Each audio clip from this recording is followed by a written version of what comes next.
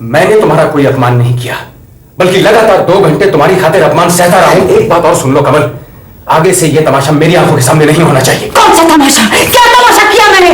ओह, कल तक जिन लोगों के खिलाफ तुम लड़ रही थी, आज उन्हीं के गले में हाथ डाल रही थी।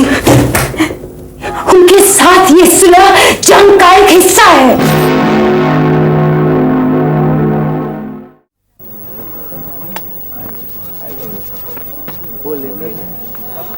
अरे सूरज प्रकाश जी, आप यहाँ अंधेरे में खड़े हैं? अरे अंदर आइए, मैं तो आपके इंतजार में कितना परेशान था। देखिए कितनी बड़ी बड़ी हस्तियां आई हैं। अरे कपूर साहब, ये है सूरज साहब, आगे।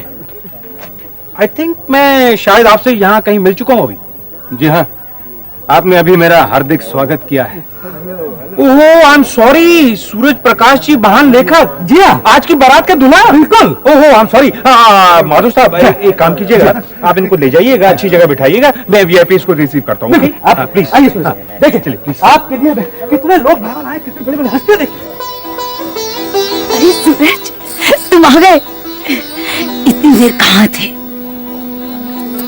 देखो ना, कितनी शानदार पार्टी है, कितने बड़े बड़े लोग आए हैं।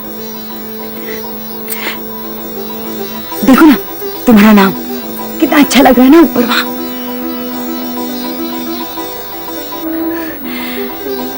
आओ, ये बैग क्यों ले आए? पार्टी में अच्छा नहीं लगता।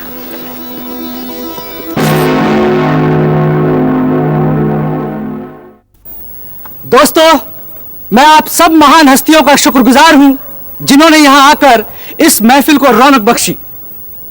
मुझे वो दिन याद आ रहा है जब सूरज प्रकाश जी ये नॉवल छपवाने के लिए मेरे पास आए थे। नए लेखकों की हौसला अफजाई करना, उन्हें प्रोत्साहन देना मेरी आदत है। ये क्या, आप दूसरा ले आए? सूरज साहब, अभी तो आपका पहला नॉवल भी नहीं बिका है। मैंने नॉवल पढ़ते ही अंदाजा लगा लिया था कि ये कोई मामूली नॉवल नहीं है, इंडियन लिटरेचर में माइलस्टोन साबित होगा, हिस्ट्री क्रिएट करेगा। और वही हुआ। आज इस नॉवल पर सूरज प्रकाश जी को देश का इतना बड़ा पुरस्कार मिला, मुझसे ज्यादा खुशी और किसको होगी।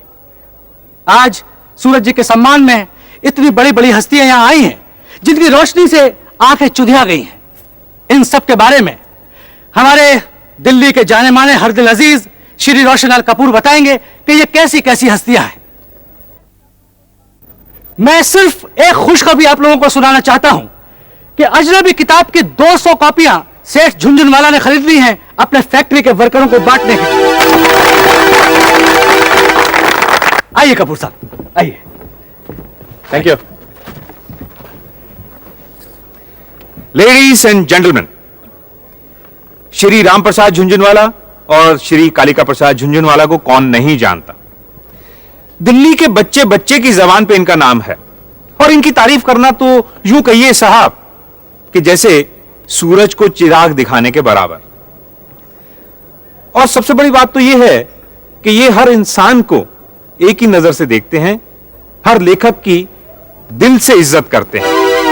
और इन्होंने यह गलत साबित कर दिया है कि लक्ष्मी और सरस्वती में बैर है। और आज ये लक्ष्मी पुत्र एक सरस्वती पुत्र का आदर मान करने आए हैं, तो क्यों ना हम सबसे पहले इनका मान करें। तो मैं श्री राम प्रसाद जी से प्रार्थना करूंगा कि वो मंच पर आए।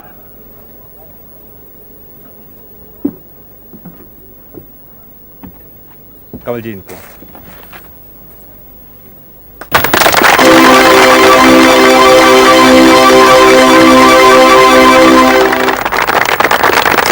आइए राम, आइए। अब मैं कालिका प्रसाद जी से कहूंगा कि वो मंच पे आए। कालिका प्रसाद जी।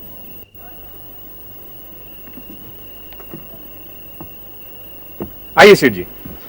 कवल जी।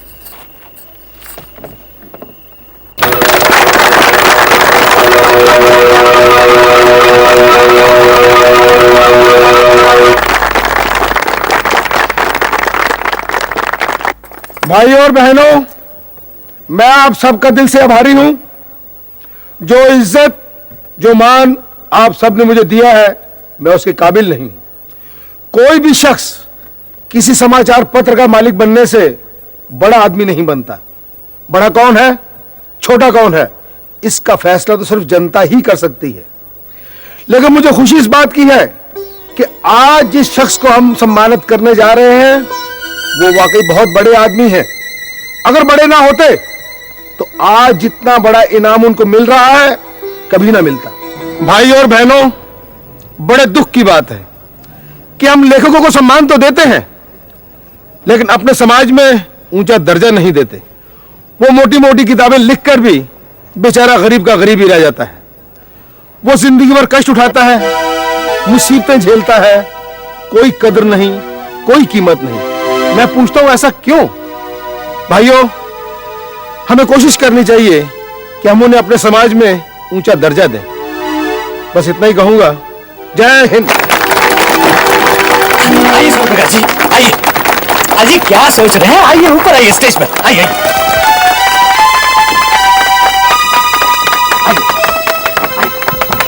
फोटोग्राफर आ गया।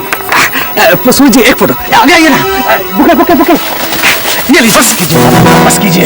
बहुत तमाशा हो गया, बस कीजिए। बहुत सही किया मैंने।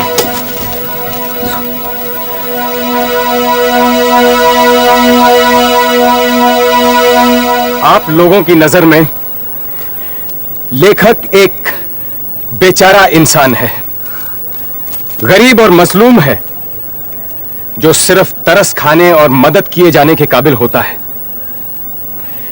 मगर आप ये नहीं जानते कि उसकी गरीबी,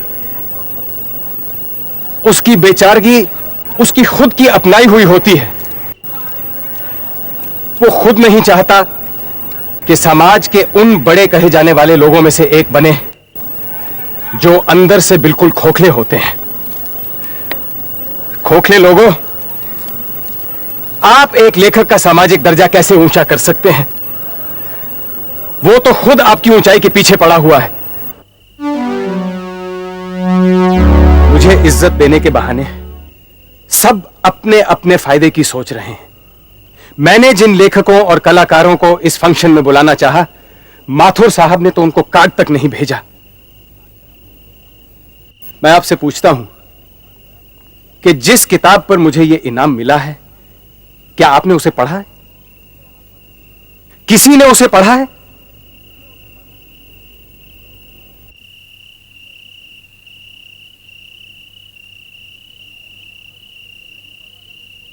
नहीं पढ़ा ना? तो फिर आप ये आडंबर क्यों कर रहे हैं? क्यों ये दिखावा? बंद कीजिए इसे, मुझसे और बर्दाश्त नहीं होता। मैं अपनी गरीबी के साथ बहुत सुख से रहता हूं, शायद आपसे भी ज्यादा सुखी हूं। मुझे बख्शिए, मुझे इज्जत देने के नाम पर मेरी बेइज्जती मत कीजिए।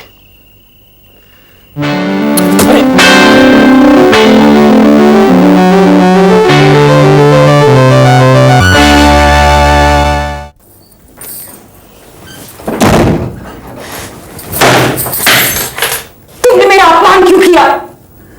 मैंने तुम्हारा कोई अपमान नहीं किया, बल्कि लगातार 2 घंटे तुम्हारी खातिर अपमान सहता रहा हूं। एक बात और सुन लो कमल, आगे से यह तमाशा मेरी आंखों के सामने नहीं होना चाहिए। कौन सा तमाशा? क्या तमाशा किया मैंने? ओह, कल तक जिन लोगों के खिलाफ तुम लड़ रही थी, आज उन्हीं के गले में हाथ डाल रही थी। उनके साथ ये सुलह जंग का एक हिस्सा है। ये एक स्ट्रैटेजी है। उनके साथ लड़ने के लिए उन जैसी ताकत का होना बहुत जरूरी है।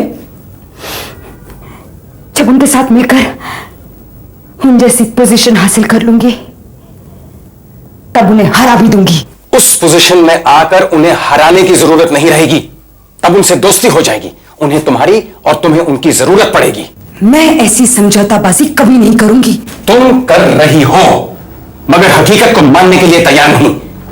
ये मत भूलो कि जिन लोगों की मदद से तुम ऊंची पोजीशन हासिल करोगी, उस वक्त वो तुम्हें छोड़ेंगे नहीं, तुम्हारी पोजीशन का फायदा उठाएंगे। तब तुम्हें उनके लिए नाजायज काम भी करने पड़ेंगे। मैं मर जाऊंगी मगर कभी किसी के लिए नाजायज काम नहीं करूंगी। ये मेरे हाथों में होगा कि मैं सिचुएशन को कैसे संभालूं। मुझ में इतनी शक्ति है।